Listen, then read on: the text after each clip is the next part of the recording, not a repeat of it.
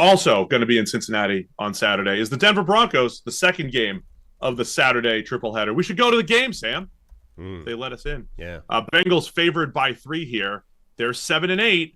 Broncos are 9-6. So this is one of those scenarios. The Bengals have been rooting against the Broncos for weeks now, with an eye toward this game. This is their chance to do the unthinkable. So the Broncos win and they're in the AFC wildcard race. If the Bengals get the win here this week, they're still alive. They need to win out, including this game, and get at least a loss. Another loss from the Broncos against the Chiefs in Week 18, which looks less likely now that the Chiefs have clinched, and also have a loss from either the Dolphins or the Colts. Still a long shot for Cincinnati, but it all doesn't matter because if they don't win this one. A 12% chance of making the playoffs, even if they win it. So that's what we're looking at this weekend. Yeah, I was asking, the nerds out there what the playoff leverage for this game is, because it feels like a pretty, all these things of, if the Bengals are going to make the playoffs, they got to win out, and one of Denver or the Chargers got to lose out. But one of those games is in their control. Like, they can force 50% of that dynamic to happen by beating Denver. And then the other one is obviously a Kansas City Week 18 thing that they don't have control over. So it feels like it should be a really high leverage game. I guess because Kansas City are now probably likely to rest starters in Week 18, it might not be. But yeah, like this is one of those games where if they show up, but again, like my big concern with the Bengals that has repeatedly shown up this year is, okay, the offense is great. The offense is fantastic. Joe Burrow is putting a case together that is as good as any of the MVP candidates. Josh Allen, Lamar Jackson. Burrow is the third name that we're never going to mention in the conversation because the team hasn't been good for most of the year. But the defense, when they've come up against half-decent teams, has tended to collapse. It's just not good enough. So that's the dynamic at play here. Like, I would expect Cincinnati's offense to be really good, Burrow to be great, them to move the ball, them to probably put up points against a good Denver defense. I just don't know if their defense can hold Denver to a low enough tally that it will matter. Yeah, and the Bengals have played well against, lesser offenses or whatever, but they all year have relied on Burrow in the offense and, Higgins and Jamar Chase, Chase in particular having an outstanding season, Burrow having the MVP caliber season, like you said. So it'll be like a playoff atmosphere in Cincinnati, I think. But I would be remiss if I didn't mention my 96 Jags, Sam. Of course. And this is what you're looking at. The Jags in 96 were sitting there. They were 3-6. Then they were 4-7. They needed all kinds. They needed a win out from 4-7.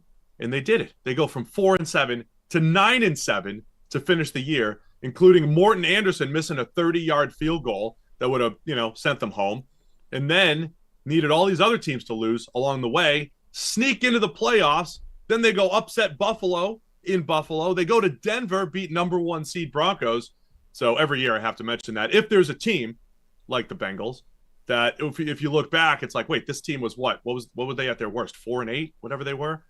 They were completely dead and buried, and they pretty much still are, but they need all these other 96 Jags-like miracles to sneak into the playoffs. And if they do, now you're talking about, Cincinnati, who would they, maybe going to Buffalo or Baltimore or whatever, probably Buffalo, right, in the first round. Right. And you'd say they have a legit shot. They're not as good of a team. It's all the highlights that you've made here.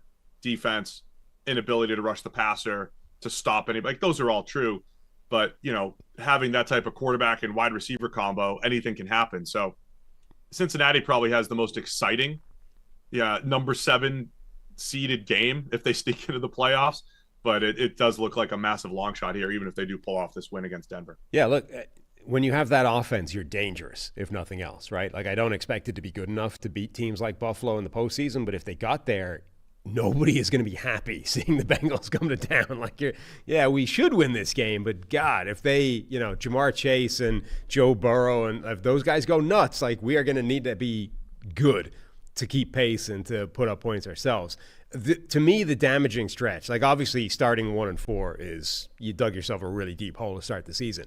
But they then won a bunch of games. They got themselves sort of back in the picture. But then they went on that 3-game losing skid. to the Ravens, the Chargers, and the Steelers, each of which put up at least 34 points. That's the problem, right? Is that when you run up against a halfway competent team, and the Eagles a couple of weeks before that hung 37 on them.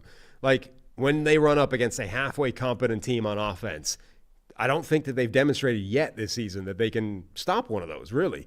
And now you're going to have to do that against Denver. Or, hope that you get one of those games where for some reason Bo Nix just collapses or throws the ball to the defense a bunch of times, or has a game where, he has a 2.4 yard average depth of target and it just doesn't work, right? Maybe they can rely on that, this Sean Payton, Bo Nix offense is still, it's a little bit fragile. Like, maybe they can hit the pressure points well enough that they can cause a really bad offensive performance, even if from a personnel standpoint, you wouldn't think that they would do that.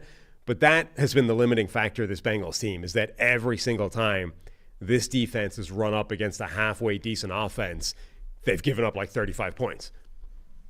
Just from a matchup perspective here, Jamar Chase versus Patrick Surtain, must-see TV when they're matched up. And if Surtain is chase around the field, high, big T. Higgins game potentially, right? So just something to keep an eye on when we're watching. It's Saturday at 4:30. Bengals favored by 3 here. Where are you going to go with this one, Sam? The other thing, I think we might be getting Riley Moss back in the lineup for Denver, which is a big thing for that defense.